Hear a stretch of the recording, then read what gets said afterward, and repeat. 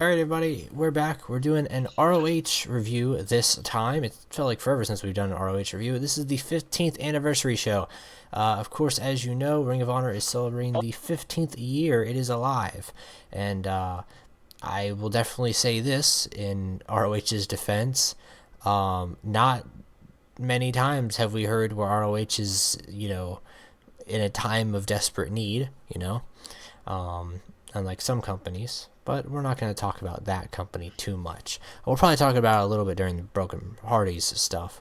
But for now, it's strictly ROH time, everybody. Strictly about good wrestling. And I think I'll start off by saying, for those that love professional wrestling, ROH is for you. For those that love story, though, this is where ROH kind of teeter-totters. Because sometimes it's like, yeah, we hit the nail on, exactly where I don't know where I was going there with the nail on the coffin, but because I think that's a very bad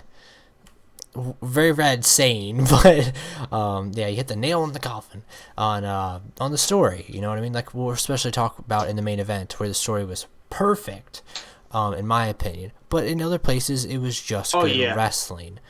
So, I think you'll really see where 15 years have paid off in the main event scene. So let's just kick it in here. I got let's start with the beginning. I was gonna introduce you, but okay. I guess Malin doesn't want introduced. All right, Alpha Sports Gaming doesn't want introduced. Excuse me. But yeah, we got Alpha Sports Gaming. Cheap legs. I don't know, Marsden. What's your YouTube? You have one. You just started one. Cheap Pops. Mia Racer, right? I did just start one. Hold on a moment. Alright, you find that real quick. This and PS4. we got Faber, who Faber is Mia's wrestling. nice. And then Faber, of course, is Nate Can Create. He does artwork and stuff like that. He's never done artwork for me. I'm just gonna put that one out there, but maybe he'll do something for me in a couple days. But you never asked. Well, I asked you right now. Strictly RH talk. Strictly ROH, everybody. So, kicking off here, our first match of the night was Jay White taking on Kenny King. Now, one thing that will really differentiate ROH from a lot of other companies, I will say this, is they like to build off of that. We're going to start at the bottom and go all the way to the top, and we're just going to leave you there. You know what I mean? Where some places will start at the top, go down and go up, go down and go up for about 5 hours. Here for 3 hours, we just went to the top. We just kept on going to the top. So you can really undermine the bottom card, but once we start getting up to the I'll say final 4 matches, but really that fourth one in the top 4, I feel like might have been match of the night, but we'll get to that, of course. So Jay White took on Kenny King. Of course, Jay White teamed up with Lio Rush in the infamous match where the Young Bucks beat them, and then the Young Bucks lost to the Hardys. We'll get to that. But for those that don't know Jay White, that's kind of how you could know him from, I guess, recently. Kenny King, though, you know him from other promotions, TNA, stuff like that. Kenny King also is now a part of the Cabinets with Caprice Coleman and... can't remember his name. It's going to hurt me. It's going to hurt me. Yeah, it's going to hurt me. I can't remember his name. But... yeah, we had. And I'm not saying he's a negative influence, but his interviews apparently don't go well. I don't know where that was going, but so yeah, Jay White took on Kenny King. Jay White won. It was funny to see Caprice Coleman at the end be like, "What?" But yeah, so that occurred. It was decent. I'll say that. Right, Titus. Yeah. Thank you. Frankie Kazarian beat Hangman Page, Chris Sabin, Punishment Martinez, who I've never heard of. He was pretty decent tonight. I thought he was going to kill Cheeseburger. He debuted at Midnight Mayhem. Oh, he was in NJPW as Punisher. Oh. And now he's Punishment. I don't know why. Cheeseburger and Silas Young. His name to Punishment. I've heard something about Disney changing copyright claims to something. Changing his name to Punishment Martinez was the stupidest thing they could have ever done. It might have been some Disney's lawsuits. Yeah, well, you can get away with a lot of stuff in Japan. I'll say that. So, This was That's for the true. ROH World Not in Television title shot. Kazarian won. Thumbs up Yes. there. It made sense. This guy is riding some hype. I will say that. Do I think it was a bit of a claustrophobic match? Most definitely, in my opinion. Some people will say it was just Claustrophobic? perfect. I just think there's a little too much going on for the guys involved. Like you got Hangman Page and Kazarian, who, not gonna spoil anything. One of them was a part of the Bullet Club, and one of them is a part of the Bullet Club. We'll get to that. Calm down. Chris Sabin, you know, we love the guns, you know, the machine guns. We love them. Punishment Martinez, don't know too much about him, can't say much. Cheeseburger's more known for being in those 3v3 matches, in my opinion. And Silas Young, the guy who had a hell of a match against Shibata a couple months back, and in my opinion beat Shibata, but thanks to my buddy Todd Sinclair as refereeing, that didn't go down. So, but Oh, you meant chaotic. Not claustrophobic. Claustrophobic's when you're afraid of small spaces. well, I mean, it was very tight packed in the ring. That's what I was alluding to. Oh, But, okay, I see what you mean. Yeah, another I saw it as something great different match. because, like, What are you thinking? Are you thinking more of like the lucha style of like throwing a bunch of guys? Like that's where I think I like luchas, throwing a bunch of guys in the ring, because that worked out better than this, in my opinion. At least most lucha matches, not all of them. But what are your thoughts on this? Speaking of Lucha Underground, 5 days, Netflix, you know the drill. Yeah. All right, Malin. What are your thoughts? what I noticed though about this match, what I thought about this matchup was that it was really packed at some points, but then other points they let like these individuals shine. Yeah. Like, even Cheeseburger got a little bit of a Cheeseburger is just let them so. going in there. He's so over for a guy that never needs to win. That's the thing. He's a young guy who's going to be He took a learning. job. He's He's a like young Moose. guy who's going to be learning a lot, and He's like the crowd loves him. Moose and Grado. I would not say Moose. I'll say Grado, but I'll say Moose. No, why not Moose? Moose needs to win. Grado, on the other hand, doesn't need to win, but he's just so lovable. You know what I mean? He's just goofy and lovable. That's why the guy's name is Cheeseburger. You know, he's a skinny African American gentleman whose name is Cheeseburger. You know what I mean? Like, so. But yeah, great match. Like I said, the thing which I like your description of him. skinny African American gentleman. Yeah, that was nice. I was nice about it. I wasn't gonna be like, his name is Cheeseburger because it's a play on Yeah, let's not go there. people who like to eat a lot of food. Welcome to Good Burger, home of the Good Burger. But Yo, yeah, I want to talk about like I'm alluding not the to point. here, the 15th anniversary show. It's just something that I can't say it's a roller coaster, because the roller coaster goes up and down. But it's like, you know, when you're first going to the top of the roller coaster, and then you hit the peak, and you just go down and you go home. Like, that's pretty much how it's going to be. You're going to be feeling that adrenaline all the way to the top, and then you're just going to fall right down and go home. Which will happen. Jay Lethal and Bobby Fish, they took each other on. Jay Lethal was like, I'm the king of ROH. Lethal wins. That's all you got to know. Great wrestling, as usual. This is just a one-off. I'm gonna say besides the world title match, that was my favorite match of the night. I will go as Bobby? far as to say that Jay Lethal is probably one of the best wrestlers in the company psychologically. I'd say more so Bobby Fish. We're gonna get to my favorite match. Well, we'll get to who I think is very the best shortly. in a Very little shortly. So next up we had the Kingdom. Not my favorite edition of the Kingdom. I'm gonna miss you, Mike Bennett. Hopefully you come back. Just side note. Beating Dalton Castle and the boys to retain the 6-man championship. Of course. I know if Zach was here, he loves TKO Ryan and Vinny Marseglia. Not many of us are Matt Taven fans. He's a great guy, but I mean, we just don't, don't see much of of him. You know what I mean?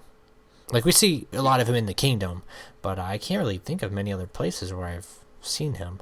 You know what I mean? But He was in NXT for a little bit. But I love Dalton Castle, and like how Colt Cabana just played off of the commentary tonight with Dalton Castle, in the ring, and it was great. So I have a little theory for this match. all right, shoot it up. Because the problem was at the end of the match, TK Ryan was supposedly injured. Yeah. Well, what, he hit Like his shin or they something? said on commentary, broken leg. No, That's No. what I heard on commentary. I was like, no, No, that's you definitely not can't. it.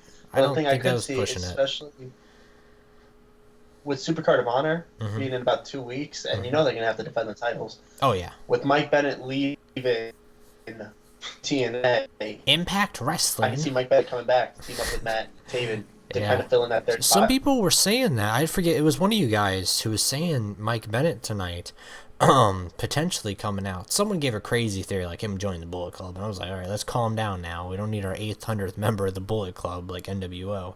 But I said that. definitely coming back tonight would have been interesting. All right, now to my match of the night. In my opinion, if the main event wasn't match of the night, this one was. And I'll say this: I am not a Marty Scurll fan.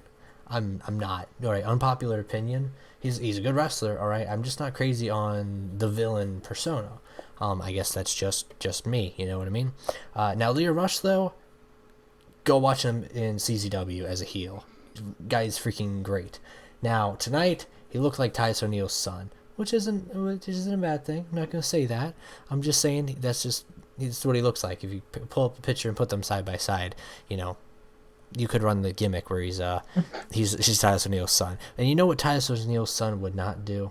He would not tap out to the chicken wing, which is what I didn't like. I didn't like how the only thing that really puts me away from saying this match 100%, 150% was match of the flippin' night is that he tapped out. I just don't think it should have ended that way. But Marty Scurll retained the World Television title.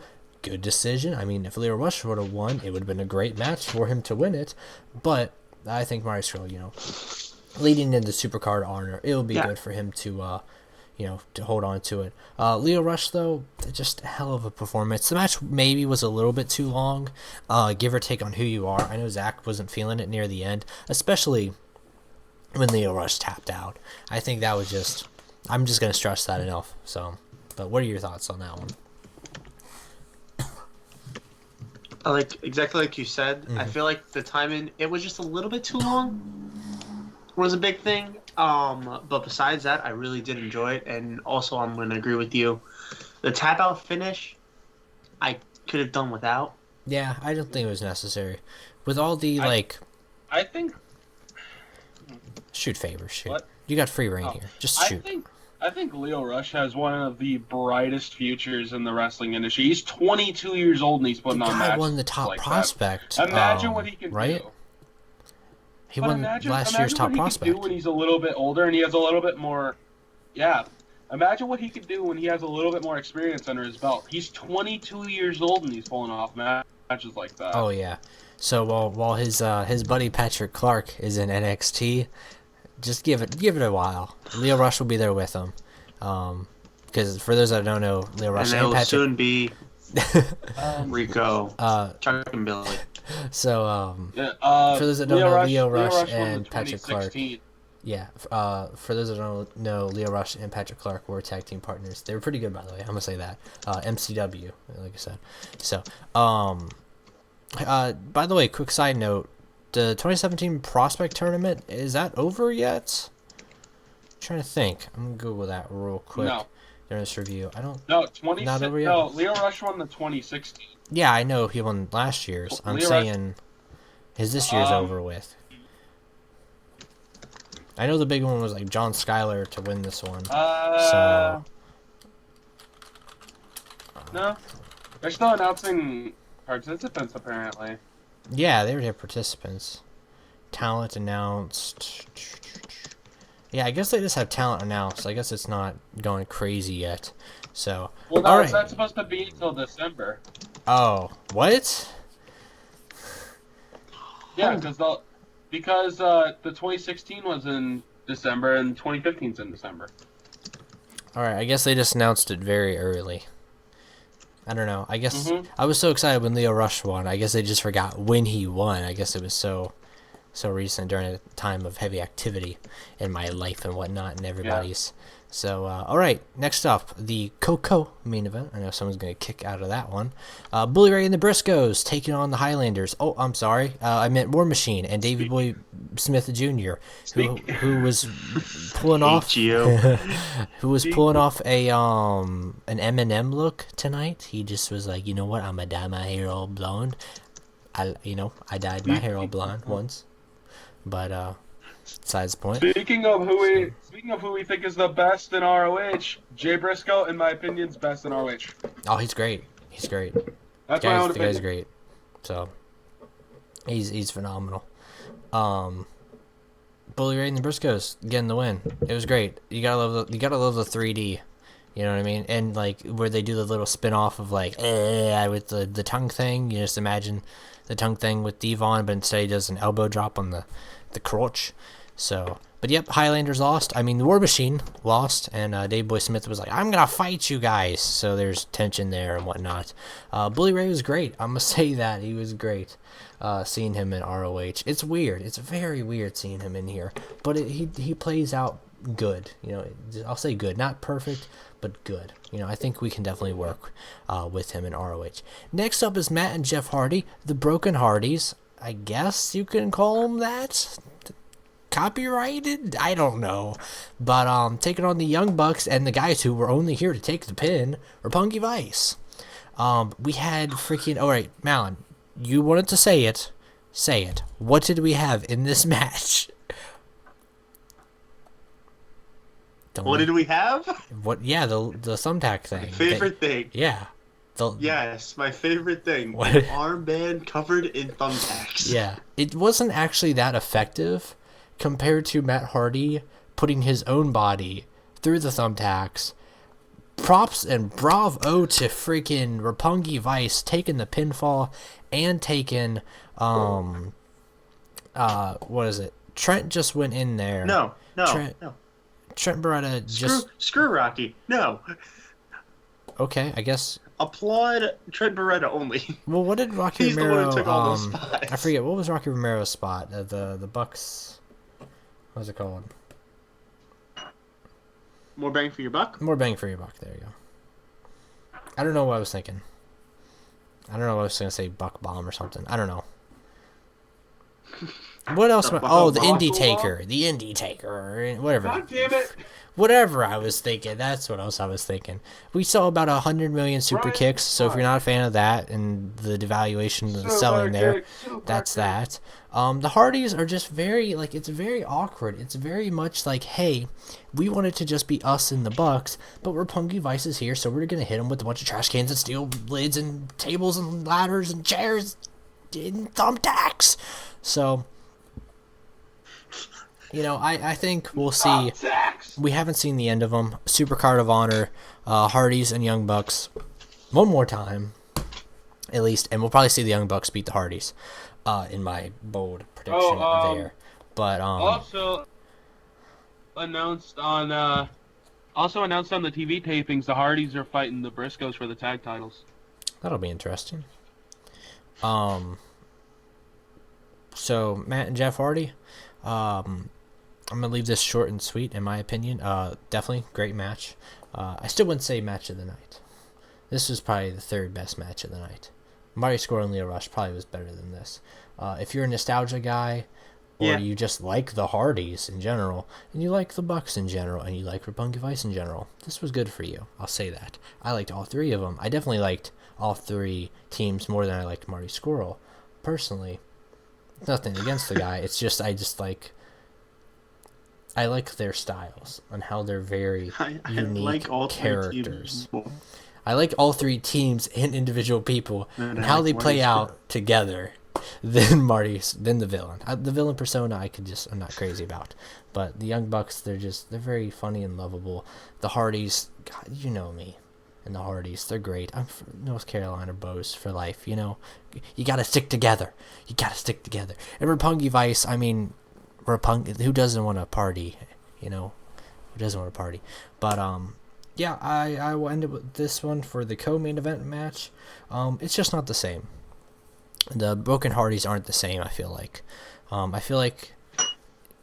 don't know. There was something off, I feel like, with Matt. You know what I mean? Like, I feel like we didn't get the broken Matt Hardy.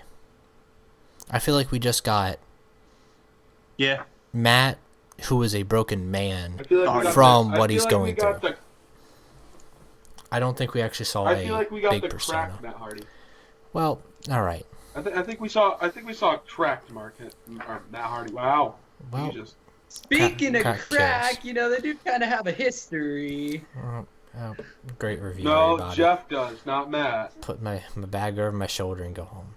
All right, main event time. Christopher Daniels taking on Adam Cole for that ROH World title. And after 15 long years, Christopher Daniels beat Adam Cole. Was it the right decision to lose it here? I guess in wrestling, there's not many times where you can say definitively this was a good decision or this was a bad decision. This was definitely a decision. I like Adam Cole. I adore Christopher Daniels for everything he's done in the wrestling world. Adam Cole's reign has been very interesting, but I feel like in this aspect, Kyle O'Reilly's reign should have never happened. You know what I mean? I feel like his reign was to say, oh, he did it. Whereas Christopher Daniels was the story that was like, I failed 8 times. By God, I'm going to get the 9th one. And it really paid off because, where I always honestly bash ROH by saying there's not a crazy story there, this was the one, this one difference. I feel like, this is the big change in it being from a wrestling match to a story of a wrestling match, because not Christopher Daniels, damn it, Frankie Kazarian infiltrated the Bullet Club, this past week or whatever, right, or month or whatever, to join the Bullet Club, which is very controversial for people because a lot of people were like, and some people were like, thumbs up, thumbs down. Well, he infiltrated them as a mole, and he was actually like the key reason for the distraction, interference, whatever you want to call it, for Adam Cole to lose and Christopher Daniels to get his moment with the ROH World title. What are you guys' thoughts on that? Hell of a match. The whole main event, I really enjoyed it. I was worried for that guy. I was really worried for Christopher Daniels. I'll say that. Yeah. I didn't know if he was going to last the entire time. And once he got cut open, I was like, ugh. Please be okay. Because sometimes you see cuts and you're like, how bad is it going to be? Especially one, I feel like on bald guys in particular, you always feel like, oh, like, he doesn't. I worry more. Like, you could just see where it's like, it just feels a little worse. But, yeah, I just, for me as a guy that values the story of professional wrestling more than just the true athleticism, I respect that, but I do think, the story is what keeps people around forever. Because, where some people would be like, oh, I watched this sport, and then I turn it off and go and do my thing. The one thing that keeps me invested is the story, that keeps on progressing, day after day, week after week, month after month, year after year. And this is where 15 years, really shined for Christopher Daniels in particular, let alone the company. So all I'm gonna say is fantastic storytelling by those three. Round of applause. And hold on, let's just stop and consider the two people in this match, okay? Adam Cole, great young wrestler. He's got a fantastic future. I'm sure he's going to get a nice little call from NXT pretty soon. And I'm sure he's going to accept it eventually. Oh, no. Adam Cole wants to work in New Japan. I think that there's going to be some money coming to him, and he's going to go to NXT. No, he doesn't. Mm-hmm. He's even said he doesn't care about the money. He cares about wrestling. We'll see what will happen. But Daniels, I've never been a Daniels fan. Oh, he sold me. I mean, that's your opinion. I have. I've been a fan of Christopher Daniels since the Fallen Angel. The big thing that I have to say about this main event that I enjoyed was that, one, the turn from Kazarian, I really didn't see that coming, even though I really should have. Yeah, I guess we all should have seen it coming because he was so loyal to Christopher Daniels. But like, I really didn't see that coming. And then when he ripped open the shirt, I was like, wait, what just happened? And the other thing I really enjoyed was after the match. After Christopher Daniels won, they had the superstars come out, which was a nice touch. Oh, but the yeah. thing I really liked is they gave him the old championship to hold too. Yeah, I noticed that. 15 years. Pays off, ladies and gentlemen. Pays off. So, overall, let's do our infamous rating. I guess we're infamous now. 11 stars out of 10. All right. Malin, what are you giving it tonight? What are you giving it tonight? I'm giving it 9 out of 10. 9 out of Wasn't 10? 100% perfect, but definitely was close. Most definitely. Marston, throw me out some numbers. 8. 8. 8. Faber, what numbers can you create? I'm gonna say a 9-2 just because of them finally giving Daniels a moment he's worked so hard for. Yeah. I'll go 8.75. Just how I arrange. I know I'm very specific. Just how I would arrange things would be much different. You know what I mean? Like, I wouldn't just give us big match after big match after big match after big match. I would space them out. You know what I mean? There wasn't much breathing room at the end. At the very end, you were like, oh, they're one-upping it. They're one-upping it. Oh my gosh. We got thumbtacks. Oh my gosh, we got the reveal that Kazarian was the mole. You know, he turned his back on the Bullet Club. You know, maybe have the Hardys directly in the middle. Marty Scurll and Leo Rush probably should have started it off. Like, that would have been crazy. Stuff like that. But in total, like I said, 8.75, great. Some things I changed around. The really thing that I really wasn't too fan of was the thrown together match, it seemed like, of Kazarian, Adam Page, Chris Sabin, Punishment Martinez, Cheeseburger, and Silas Young. Other than that, everything, maybe the filler match of Jay Lethal and Bobby Fish, it feels like. But that did have a little bit of a story. So, thumbs up there, ROH. You get my approval. 15 years anniversary. Let's go for 15 more. See you when I'm a lot older. Probably 33. See you in 15 years.